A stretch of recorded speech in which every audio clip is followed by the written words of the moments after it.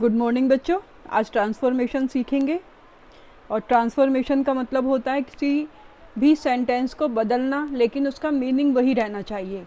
यानी चाहे हम एफर्मेटिव को नेगेटिव में बदलें, इंटेरोगेटिव में बदलें, किसी भी सेंटेंस में मीनिंग चेंज नहीं होना चाहिए। तो आज का जो टॉपिक है वो है हमारा रिमूवल ऑफ एडवर्ब टू, और इसी के साथ एक टू और लगा रहता है।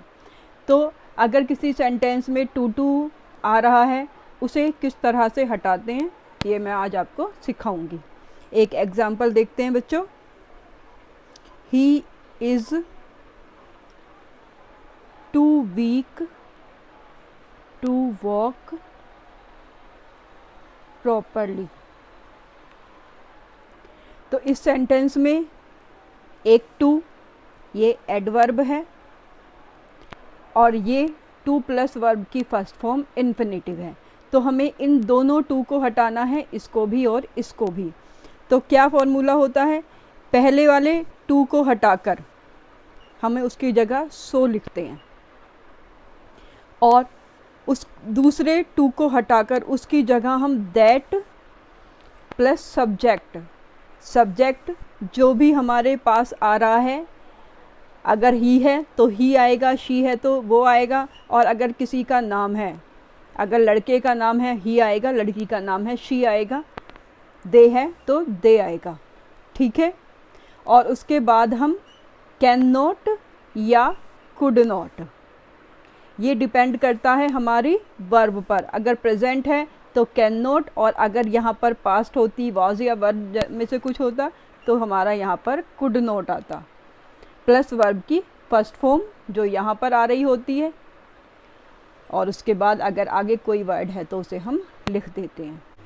तो इस फॉर्मूले के हिसाब से जब हम इस सेंटेंस को बनाएंगे तो हम लिखेंगे ही इज़, टू को हटाकर हमें यहाँ पर सो लिखना है, वीक एडजेक्टिव वहीं रहता है, दूसरे टू को हटाकर हमें यहाँ पर लिखना है दैट प्लस सब्जेक्ट। अब सब्जेक्ट क्या आएगा, जो यहाँ पर है, क्योंकि कमज़ोर भी वही है और वॉक भी उसी को करनी है, इसलिए ऐसे सेंटेंस में जो हमारा यहाँ पर प्रोनाउन होता है तो यहाँ प्रोनाउन आ जाता है, और यहाँ पर अगर हमारा कोई नाउन होता है, मान लो किसी लड़के का नाम है तो यहाँ पर ही आ जाएगा, लड़की का नाम है रीता है, रीमा है, तो यहाँ पर शी आ जाएगा, मैन है तो ही आएगा।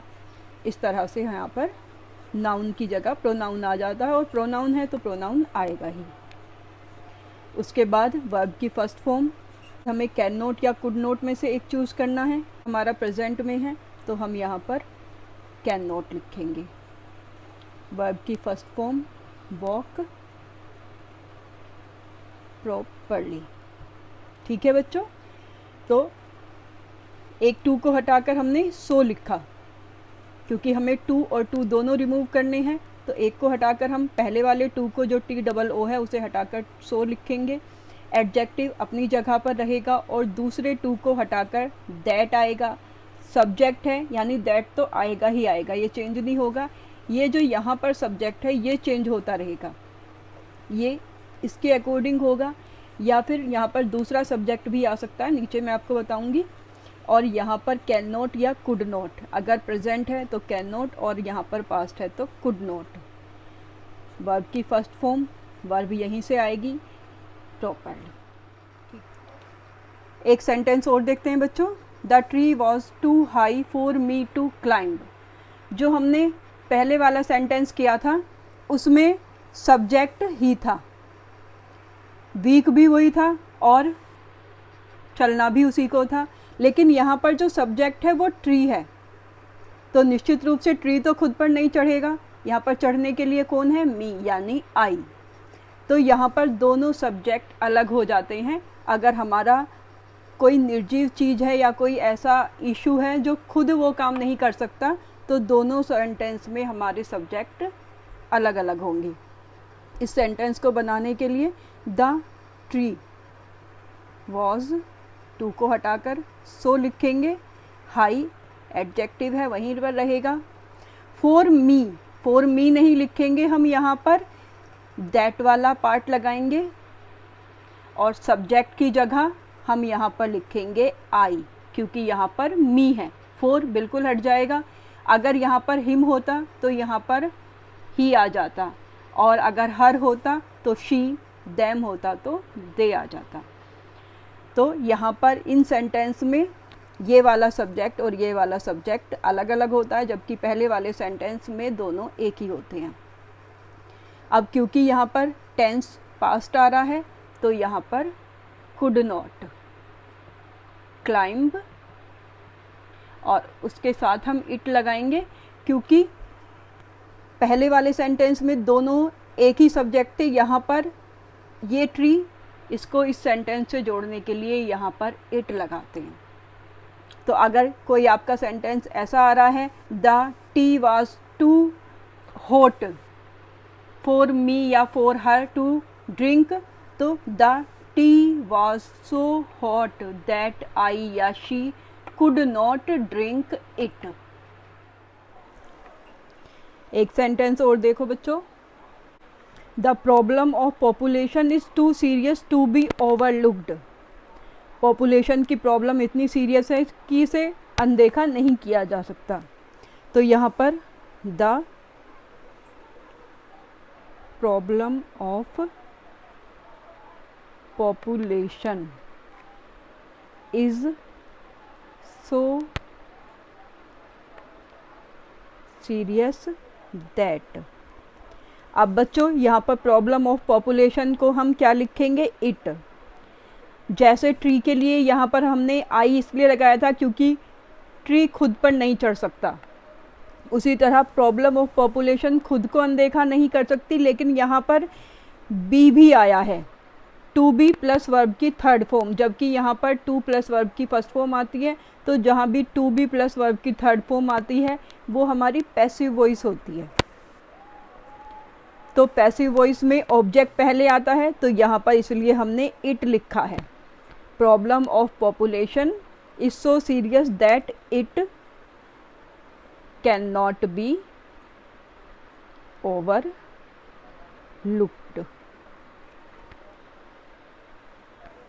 समझ में आया बच्चों? इसी सेंटेंस को हम एक तरीके से और भी देख सकते हैं, the problem of population is too serious to overlook. यहाँ पर हमने टू बी ओवरलुक्ड नहीं लिखा है, टू ओवरलुक।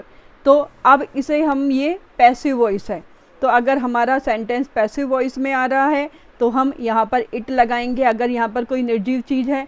लेकिन अगर एक्टिव वॉइस में है, the problem of population is so serious that, अब हमें यहाँ पर वन लगाना चाहिए क्योंकि ये समस्या सभी के लिए है, और अगर हमारे पास कोई प्रॉपर सब्जेक्ट नहीं होता तो हम वन लगा सकते हैं, जो कि सभी के लिए यूज़ हो जाता है। One can not overlook it.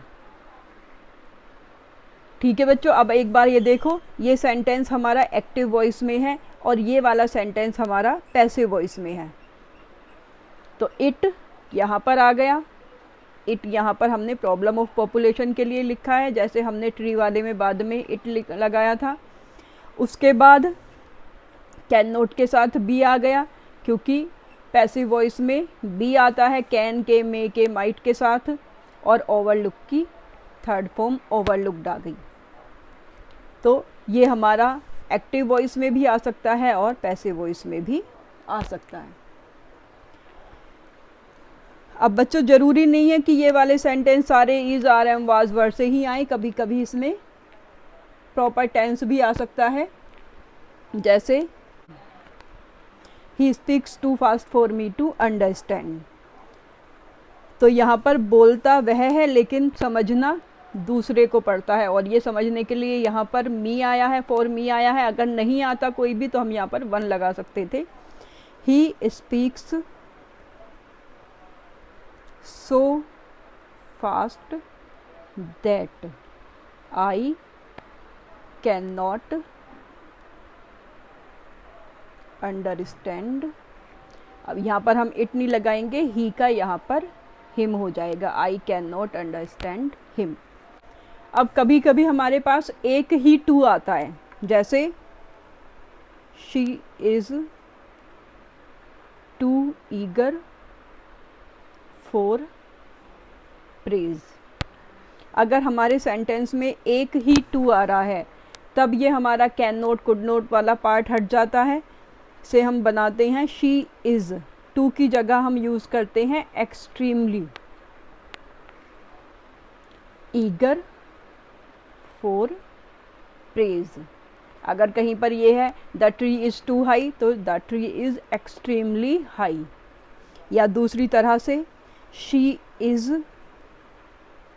Eager for praise beyond the proper limit.